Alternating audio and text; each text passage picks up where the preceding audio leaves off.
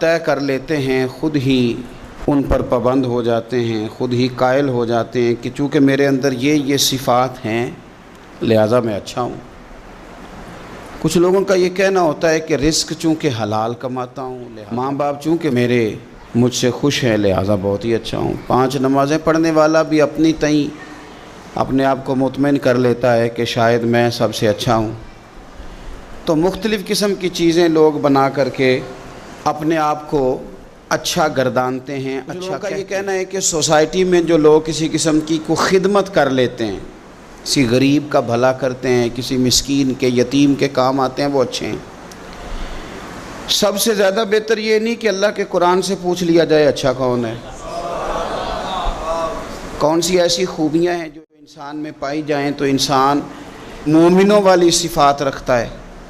تو قرآن مجید نے بالکل شروع میں کہا کہ الف لام میم ذالک الکتاب لا ریب فیہ۔ یہ الف لام میم تو حروف مقطعات ہیں، ان کا معنی اللہ تبارک و تعالی بہتر جانتا ہے، یا وہ جانتا ہے جسے میرا رب بتا دے۔ ذالک الکتاب لا ریب فیہ فرمایا یہ وہ بلند شک نہیں، یہ نہیں فرمایا قرآن میں شک کیا نہیں جاتا، قرآن پاک میں شک ہے نہیں۔ اگر کوئی شک کرتا ہے تو اس کے دماغ میں شک ہے، اس کے ذہن میں شک ہے، اس کے باطن کے اندر فطور ہے، قرآن میں شک نہیں۔ ھدی للمتقین، قرآن ہدایت ہے پرہیزگاروں کے لیے۔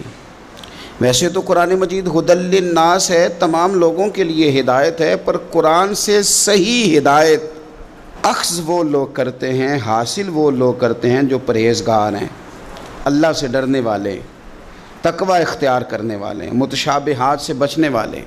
جہاں جانے کا اللہ نے حکم دیا ہے وہاں جاتے ہیں، اور جہاں جانے سے مالک نے روک دیا ہے وہاں سے رک جاتے ہیں، وہ حقیقی نفع لیتے ہیں۔ وہ کون ہیں؟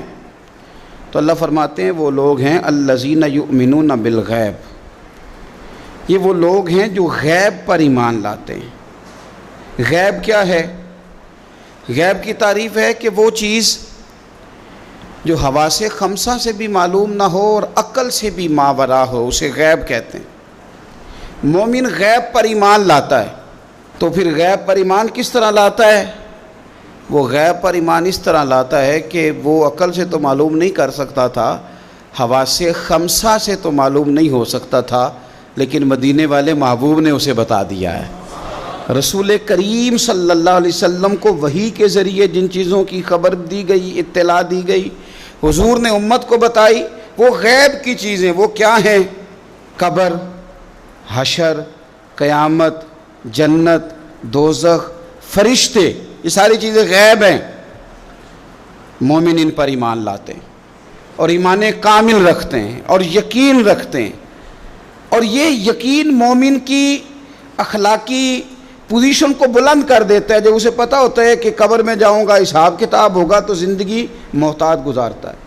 جب ایمان کامل رکھتا ہے، قیامت کے دن اللہ کے حضور کھڑا کیا جاؤں گا، تو پھر وہ اس دن سے ڈرتا ہے۔ وَلِمَنْ خَافَ مَقَامَ رَبِّهِ جَنَّتَانِ، اور پھر جو ڈرتا ہے رب کہتا ہے میں اسے 2 جنتیں عطا کروں گا، اسے 2 جنتیں دی جائیں۔ تو پہلی ان کی صفت مومن کی وہ غیب پر ایمان رکھتا ہے۔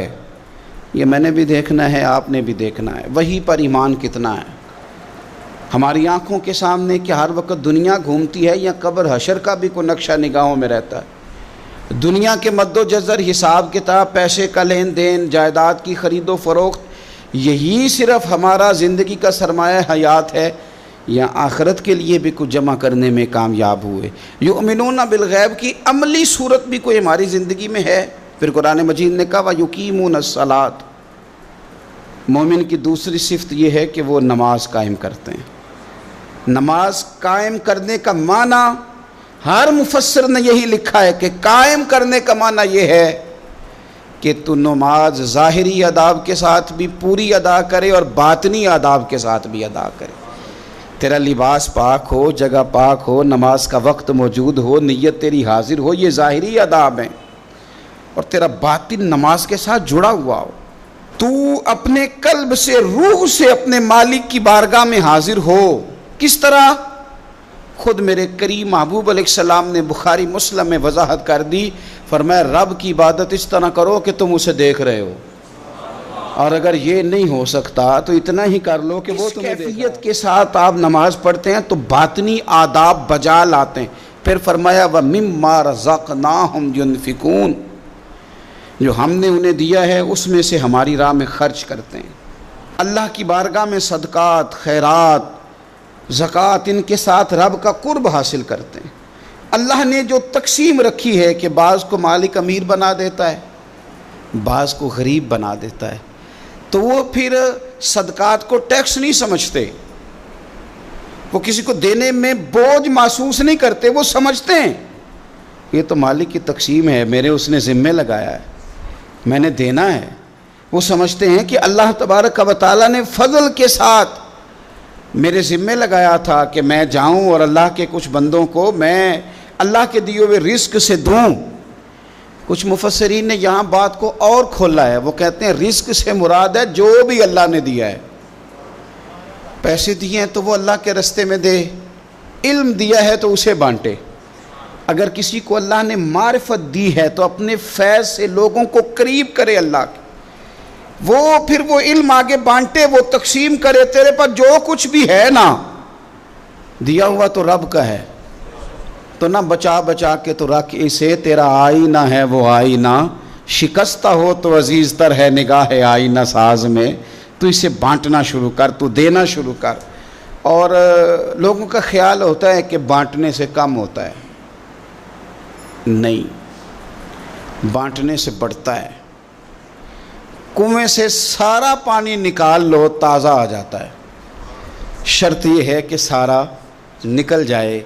آپ علم جتنا بانٹتے ہیں اتنا یہ بڑھتا ہے۔ آپ جب بات کر رہے ہوتے ہیں، علم دے رہے ہوتے ہیں، تو وہ صرف دوسروں پر اثر تو نہیں کرتی، جب آپ بات کرتے ہیں تو آپ کی بات آپ پر بھی اثر کرتی، تو آپ کا علم بانٹنے سے مضبوط ہوتا ہے، وہ دینے سے بڑھ جاتا ہے۔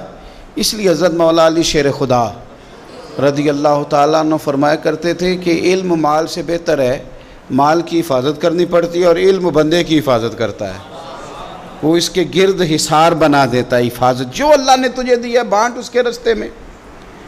پھر مومنوں کی صفت بیان کی، ایک تو یؤمنون بالغیب، غیب پر ایمان رکھتے ہیں، ویقیمون الصلاۃ، نماز قائم کرتے ہیں، ومما رزقناہم ینفقون، جو ہم نے انہیں دیا ہے ہمارے راہ میں خرچ کرتے ہیں۔ اور پھر فرمایا والذین یؤمنون بما انزل الیک، اور جو ہم نے آپ کی طرف نازل کیا حبیب وہ اس پر ایمان لاتے ہیں، کتاب کو، قرآن کو سینے سے لگا کے رکھتے ہیں، اس کے ایک ایک حرف کو وہ اپنے لیے دستور حیات سمجھتے ہیں، ایمان لاتے ہیں پختہ۔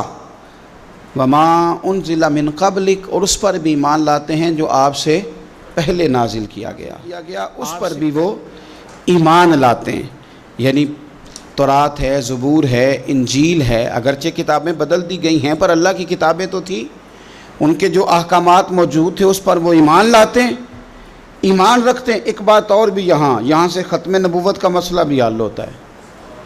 کہا گیا ایمان دو چیزوں پہ ہے، والذین یؤمنون بما انزل الیک وما انزل من قبلک، ایک اس پر ایمان لاتے ہیں جو آپ پہ نازل ہوا، اور ایک اس پر جو آپ سے پہلے نازل ہوا۔ یہ نہیں فرمایا کہ آپ کے بعد بھی کچھ نازل ہوگا، پہلے نازل ہوا جو آپ پر نازل ہوا، آپ کے بعد کچھ بھی نازل نہیں ہوگا۔